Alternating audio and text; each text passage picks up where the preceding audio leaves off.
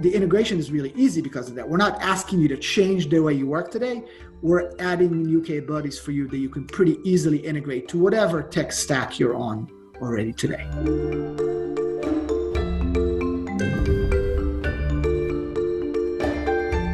Welcome everyone to UpTech Report. This is our Applied Tech series. UpTech Report is sponsored by TerraLeap. Learn how to leverage the power of video at terraleap.io. Today I'm very excited to be joined by our guest Yotam Oren, who's based in Atlanta, Georgia. He's the co-founder and CEO of Monal Labs. Welcome, Yotam. It's good to have you on. Thanks for having me. Now, your product provides production monitoring for AI. It's offering oversight and quality control for AI systems. So basically, anyone out there, if you are in maybe an AI or ML ops, DevOps, or data scientist, this might be an intriguing platform that you want to check out. Now, on your site, you say, with Mona, you gain complete transparency into how your data and models behave in the real world. I'm curious, what was the problem you initially saw and set out to solve, and how has that changed over time? Sure. So, I've been around big data my entire career, and have always been, firsthand experience with the promise and the pitfalls of big data and AI. And the story of Mona specifically starts a couple of years ago with a call from Nemo, one of my good friends, and now CTO. And he said, "Hey, let's help me solve a problem that really embarrassed me and my team at Google." And cause some PR issues for Google as well. They had this algorithm that was predicting the location and kind of timing of flu outbreaks based on how people search, people's searches. And for a few years, it was very accurately predicting actually the outbreaks. And you can imagine the value of this to the healthcare industry, right? Like being able to predict where flu is outbreak. And then all of a sudden, after a couple of years, it started failing spectacularly. And the biggest learning from that was, of course, predictive models, AI systems of those can't just be left alone. They become stale. They are very sensitive to changes in the world around them. And they need better oversight because they need to be fine-tuned over time. So we asked ourselves, is there something here that we can commercialize? Is there a bigger problem for beyond Google flu trends? I started talking to a lot of data science teams, and after talking to over 100 of them, realized everyone has a different story, and AI is huge and is used in so many different verticals. But there are some common themes. Data scientists feel that they're flying blind. They feel that they're reactive, that they uncover problems too late, and then they go on to lengthy and manual investigations to figure out what's wrong and course correct. And just better oversight and better quality control tools are needed. And this is what we set out to do.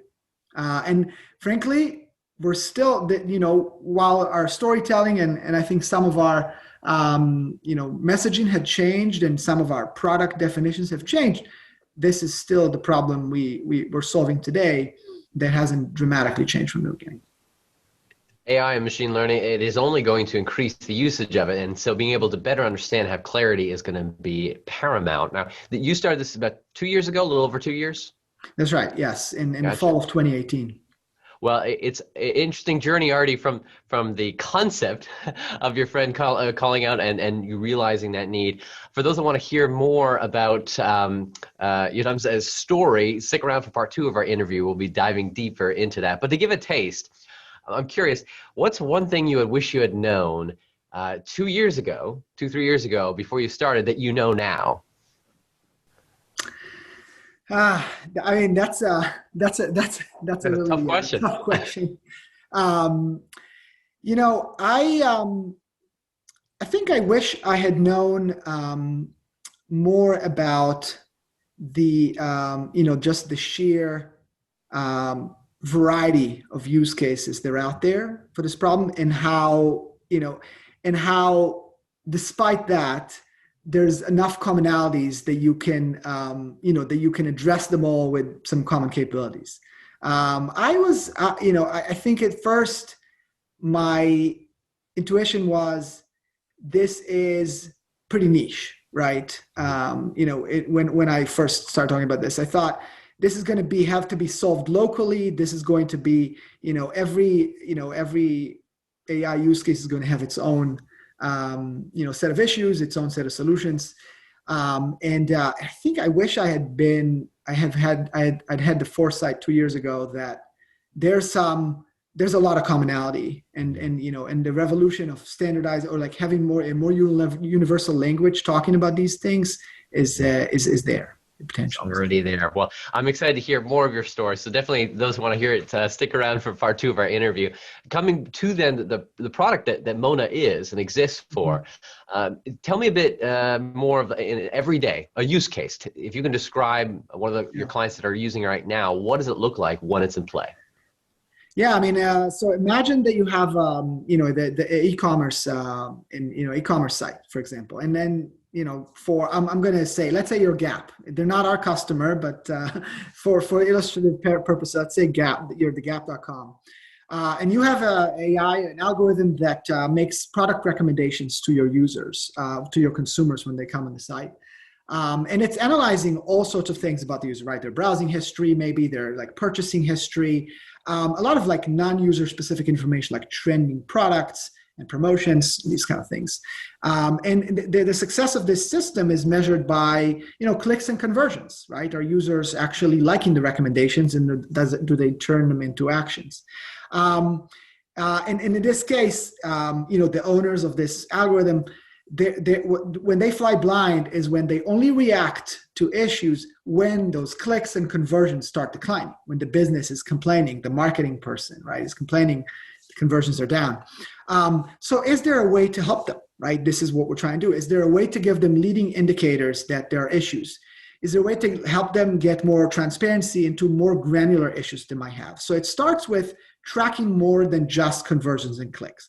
For example, one example for a metric that you want to track is confidence intervals. When an algorithm makes recommendations, it usually will tell you how confident it is in those predictions it's making, in those recommendations.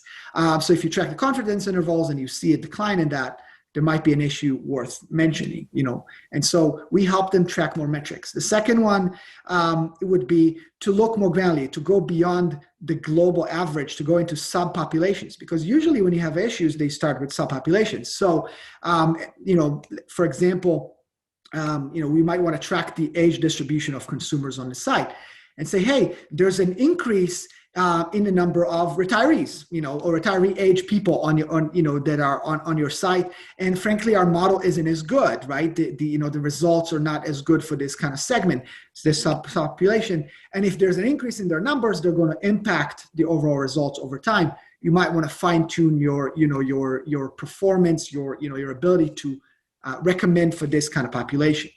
And the third thing that we help do is we help track a lot of things that maybe are not directly associated with the algorithm, but could be very relevant. For example, metadata, right? Where are the users coming from? Maybe they're coming from a new Apple device that's out in the market, and for a new operating system. And data is stored differently on this new operating system, new browser, and maybe that's throwing off your algorithm from just users coming from this new device. And so you want to get ahead. You want to understand that there's a subsegment of the population that might, cause trouble for your algorithm, and take corrective action before that device or that browser on Apple becomes the gold standard, right? And everyone's using it now, and your algorithms are failing. So, in a nutshell, in this use case, a lot of it is about tracking things that might be leading indicators of the algorithm failing, tracking a lot more information, enabling the data scientist to get a much better view on strengths and weaknesses, and take action before, ahead of time, proactively. Now, for you, what's the business model? Is this something that someone signs up for, and is it a one-time, a monthly, yearly? What does it look like? Yeah, the standard models is SaaS, software as a service subscription. Users pay a subscription, and they get access to the platform. Very easy integration, and we host the dashboard and the analytics that they get. What's the difference as far as the technology, as far as other options out there that they could be using, or whether it's another competition or just what they would be doing without it? What's the power around the technology itself? Yeah. So, so in terms of number one, the alternative, right? What would you would do without it? What users get from this, number one is risk avoidance, right? The stakes are really high, and companies are starting to use AI in more and more core business processes, and there's a lot of money at stake. So think about, for example, fraud detection systems. If you have bad predictions of fraud, you're rejecting transactions you're not supposed to reject, or God forbid, you're proving transaction you're not supposed to, right? So the stakes are high, and you manage the risk of faulty decisions. And number two is you get more efficient because you are called to fix those errors and those issues. And so you usually restaff, you might staff a team, or you might engage in a lot of manual work to diagnose what the problems. So there's a lot of efficiency involved. So your alternative today is to try to do it yourself often, or to try to use the kind of like oversight monitoring capabilities that you get from maybe your data platforms today, from the cloud providers, from AWS, Amazon, or from Google on Microsoft Azure. And the differentiation of something like Mona begins with, number one, the ability to being a best of breed standalone tool that's highly focused on monitoring. It's not a secondary, it's not a secondary focus for us.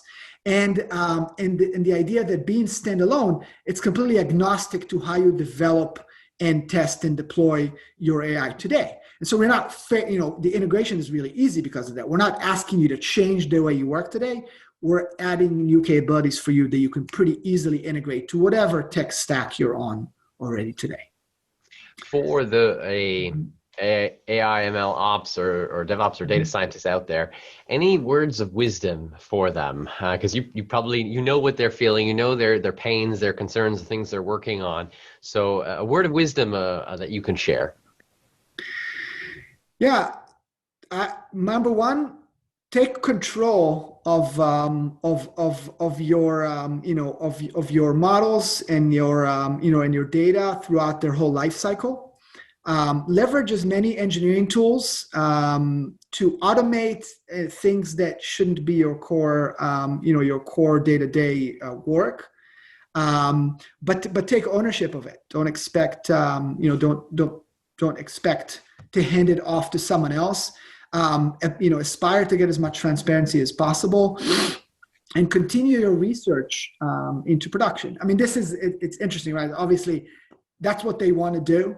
A lot of them, because they understand. I mean, data scientists know that it's really difficult to in day one, when you start researching a certain problem or developing a certain predictive model, to know everything that's going to be around after deployment when this model is used. And so you try to simulate the real world as best as you can, but you want to continue the research there. So my advice is, go and try to do that. Make sure that you use the tools that you have out there to not be blind after deployment. The latest feature or element that you guys have published lately or are about to publish, anything that you're really excited about that would want to share? Yeah, I mean, we are. This is AI is still an emerging field. A ton of investment in a lot of places, and the tools for AI, and one of which is what we're building, is also an emerging category, new solutions. And because of that, I think in the early going, a lot of the adoption, a lot of deployments we have are,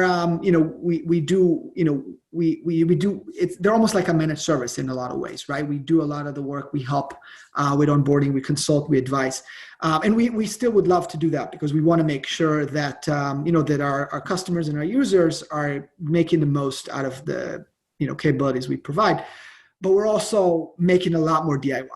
And this is one of the things that is coming, out. We want universal, very broad adoption. We believe people need to own this field of quality control and oversight, and so we are, launching or extending a lot more do-it-yourself kind of capabilities to let them take ownership end to end.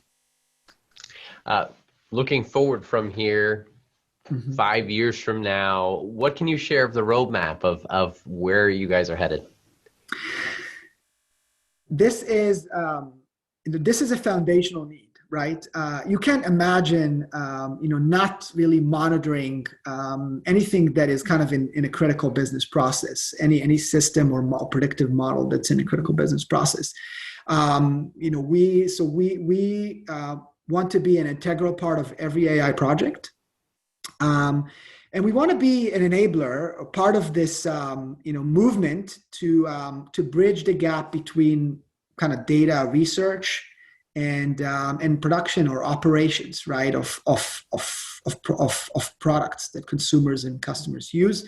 We want to be part of this cultural, or organizational revolution, right, where new roles are created that actually help bring data and research into products, right? And so there'll be new roles, and I think we want to be not just an integral part of AVI project, but the de facto, use solution for a lot of these new roles that are coming out.